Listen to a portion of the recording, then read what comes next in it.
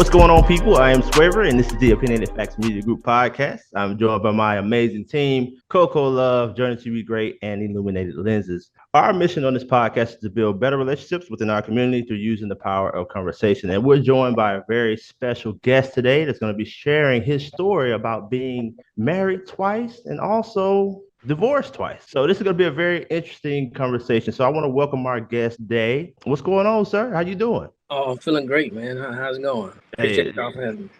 No problem. It's going good over here. It's going real good over here. But yeah, I look, you know what? I don't even like to just hold our audience. I'm just going to go right into it if that's cool with you. Okay. Yes, most definitely. All right. So I just got to know, man, what made you decide that this young lady was the lady that you wanted to marry in the first place? Well, it's kind of a funny story. We met on actually a dating site. Social media site from back in the day. I won't say the name of it, but it's one about them. Oh, no, when you say back in the day, I mean, you don't have to tell us exactly what it was. When you say back in the day, like give us a year. Like it was a 2004. Oh, they were just okay. I'm just gonna. Oh, is that Black Planet era? Yeah, Black Planet. I ain't trying to. They had just started. Go ahead. Go ahead. I'm sorry. Go ahead. Yeah, but we met on there at the time. I was in the military, and she was in college, and I was just getting to Alabama, coming from Las Vegas. So we met, we conversated, and I was like, okay, she seemed like she got a good head on her shoulders, and we dated for 6 months when we first dated, and things kind of went sideways. But I was living in Montgomery, and she was actually in Huntsville. Okay, so y'all was in a relationship. Yeah. Okay, so when did you get into the relationship? Like from the time you met her on the app until what point did y'all get in a relationship? We probably dated maybe a couple weeks after we met on the dating site. Okay. Yeah. After 6 months, I kind of broke it off with her. Some things happened, and it was just not cohesive to move forward. So I kind of broke it off with her. We stayed friends. About, I say 3 years later, we end up getting back together. Okay. And so you knew at this point that you wanted to marry? Yeah. We actually married in 2007. But that's interesting. I know a lot of times when people break up, they don't really come back after that or whatever. It's usually over. Right. So, okay. Yeah, I was still, at that point in my life, I was still trying to find myself. Being raised in the church, they tell you a whole lot of different things. So actually, when we got back together, I started attending the church that she was going to, and the pastor would allow me to do different messages. And we was pretty much shacking up. And in doing those messages, the people was loving it. You know how people put you on the pedestal and this, that. And so I began to look at myself and I'd be like, okay, Lord, I know that I'm not married to her. I know we're sleeping together, and I don't want to be a hindrance to your people. And so I was like, I care for her. I loved her. I wasn't in love with her, but I was like, yeah, you know what? I love her. Maybe falling in love part to come later. Okay, so that's what led you to want to get married. Right. Like coming to terms with yourself and God. So feeling like you wasn't doing the right thing under God. Right. Yeah. And it wasn't any pressure from anybody. Just being raised in the church, they tell you shouldn't be shacking up, shouldn't be having sex outside of marriage. So they put you under peer pressure. Okay. Right. Hey, but you wasn't to stop though, huh? That thing was too good. No, I couldn't stop. Okay. I understand that, man. So when you broke the news to her, was she excited, or was it just like, okay, like what? How did she feel when you decided to get down and propose? She was excited. Of course, I didn't tell her why I wanted to, but she was excited, And actually, in the beginning, she wanted to wait for a while. She wanted to wait, I think, a year. Okay, like wait on getting married, or wait on getting married. Okay. So, I wanna rewind for a second. Okay. So you said y'all broke up, you went your way, she went her way, then you got back together. So like when y'all got back together, like what had changed? What had made you feel like, okay, we can do this again? Actually, during that time, I had just lost my brother the year before. Oh, I'm sorry to hear that. Yeah, appreciate it. And actually, the young lady I was dating, which is my oldest daughter's mother at the time, I got into a little situation with her and I ended up getting locked up. So after that, I began to look at life a little different. Okay. So it was like, saying when I needed her, she was there for me. Okay. So, well, another thing too. Okay, when you did get back together, like how long were y'all like actually together before the proposal came? I'm not certain, but it had to be probably less than 6 months. Okay. Yeah. So you was moving on through that thing like you wasn't waiting. Yeah. I'm ready to make my moves. Okay. No time. Okay, so where are we now? Because I don't want to get confused. So we're back here again. You getting married for the first time, right? Right. Okay, so what caused the divorce for the first time? Well, seeing how I got married for the wrong reasons anyway, it was never on the right path. But just And hold up, hold so, up. I want to make sure that the community hears it. So when you say you got married for the wrong reasons, Mhm. what were your reasons? Like when you say these were the wrong reasons?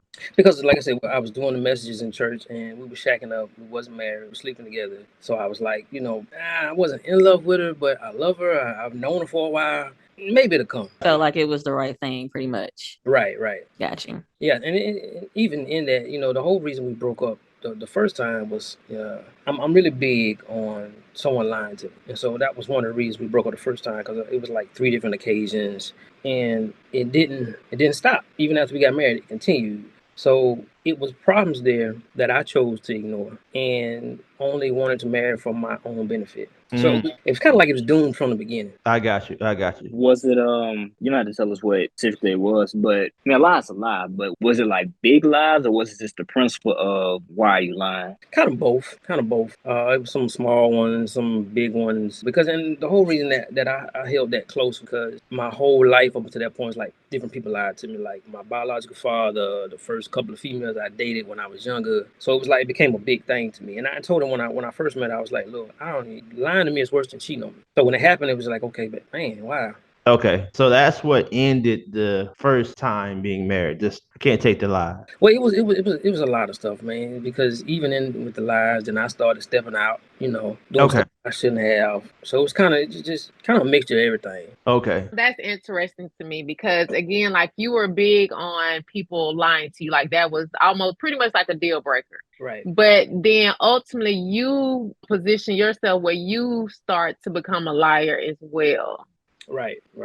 So that was that like in response to that, or was it going on consecutively? Like you were finding out lies, but at the same time you were also stepping out, or was your stepping out a direct result of her? You know what I'm saying? Yeah, it was a direct result of it because at first, I was loyal. I was serious, And then when the line started, it was like, okay. When I first met her, I'm just a very upfront person. So when I told her at the beginning, I was like, look, I said, if you lie to me now, and if I catch you in a lie, I'm gonna do this X Y Z. I'm probably gonna start stepping out on you. At least keep it real. And so then that's what ended up happening.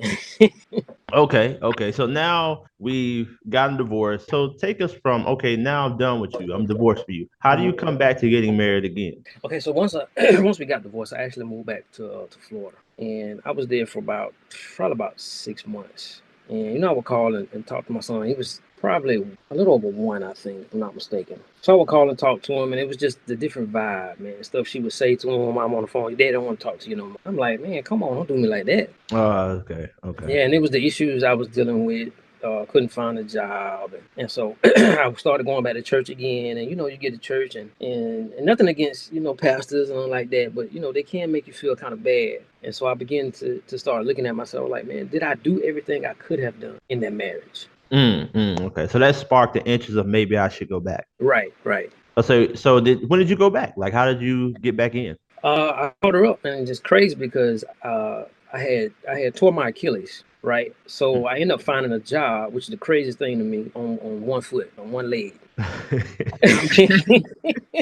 Okay. Dedication. That's it. What's that? Dedication. Yeah, it was an Niggas out incident. here with teeth, you can't do that. Right.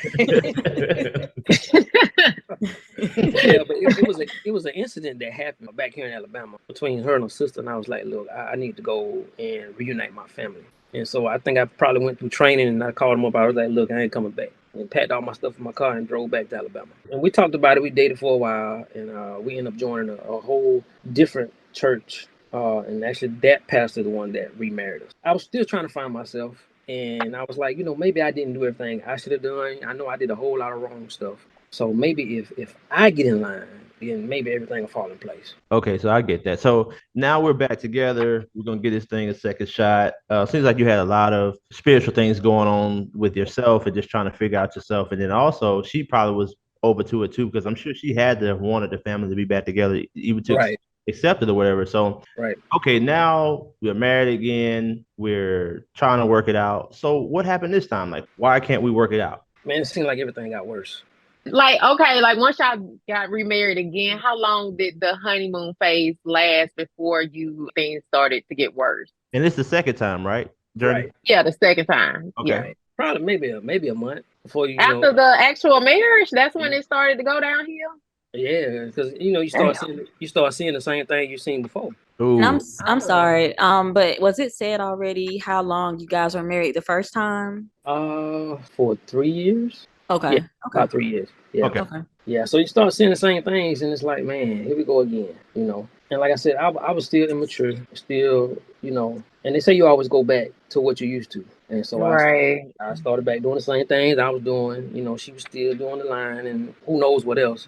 Hey, they ain't stop you with that one leg to get in that thing. No. No, put the leg to the side, baby. We getting in tonight. Oh my God.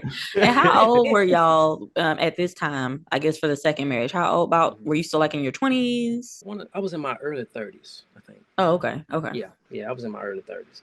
And I think she was in her late 20s. Okay. And also, because I know you said this before you remarried the second time, like you pretty much start thinking about you didn't do everything that you could have possibly done, and you were doing some soul searching, still trying to find yourself. Did you like even try to analyze her to see was she on that same path, or you just wanted to, this is what you were doing, and you thought maybe she would just fall in line as well? At that time, I was looking at it like a lot of times the church preached that the man is the head. So when the head lined up and everything else fall in place. So by me going by that, it was like, okay, well, what is it I needed? Then maybe. Okay. But in actuality, it don't. Okay. Because I mean, even for her, it's been a roller coaster ride for her too. And she's not here to talk about her side of the story. Right. But here we are again. She's getting divorced for the second time herself. How do you think she was feeling at the time? First of all, let me go back. Who initiated the first divorce? Was it you or her? It was me. Okay, so now we're here again. Who's initiating this divorce? I am. Oh, okay. Yeah. Well, for her, what do you think she's got going on in her mind? Like, she's got kids, you guys have kids together, and you've been through this before, you're going through it again. What do you think's in her mind? To be honest, I'm really not sure, because through this whole process, through the whole marriage, it's like when one person grows and the other person stays the same, and it's like, man, are you ever gonna see the stuff that you do, And she used to come to me and ask me, well, what can I do to change? Well, I can't tell you what to change, because if I tell you, you're just gonna be doing it because I told you. So if you can't sit down and look at, okay, look, I need to be a better person. Go to God and say, hey, show me, because that's what I had to do. I had to go to God and ask, okay, Lord, show me. And they say, when you act, be careful what you ask, because when he started showing me, I was like, hold up, you can stop anytime. And I was like, man, I'm that bad.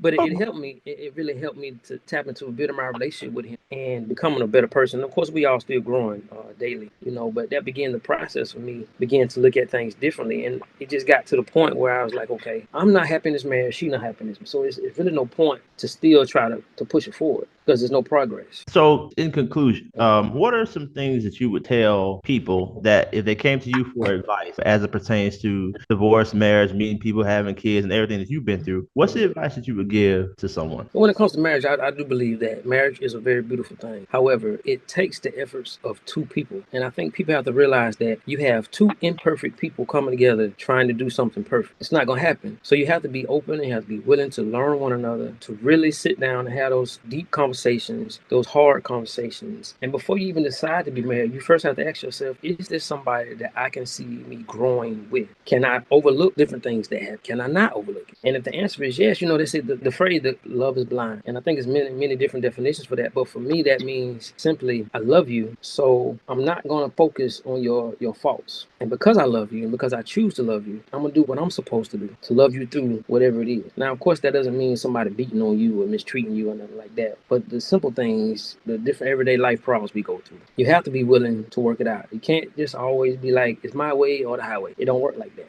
In the whole submissive thing, I believe that two people should submit to one another. It's not about the husband being this person that's, hey, I'm your husband, so you do what I say. No, because the husband is not always going to know everything. Sometimes it's going to be the wife that got the good idea. But you have to be willing enough to say, this is both of our marriage. We both have to come together and grow. We can't look at what Sally and John doing over there and try to do what they doing, because everybody's different. Everybody can give you opinions, but at the end of the day, this is your marriage. You two have to sit down and say what works and what doesn't work. Now, of course, there's a foundation, but you have to decide how you're going to build on that foundation. legacy. Okay. Hey, that was deep. I like that. That's good. Yeah, I want to thank you so much for sharing that and sharing your story with us today. I think it gives a lot of insight on marriage and divorce and what we should look for as far as like, yes, I think I'm ready to do it, or maybe I'm not. Well, with all that being said, are you willing to marry again? Like, is that something you still desire? Oh, most definitely, because I believe that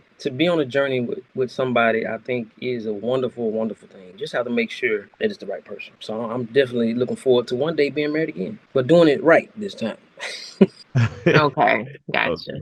All right, y'all. Well, y'all heard it first here. I want to thank our guest so much for coming and sharing his story with us today. I am joined by Journey to Be Great, Coco Love, Illuminated Lenses. I am Swaver. This is the Opinionated Facts Media Group podcast. And until next time, peace.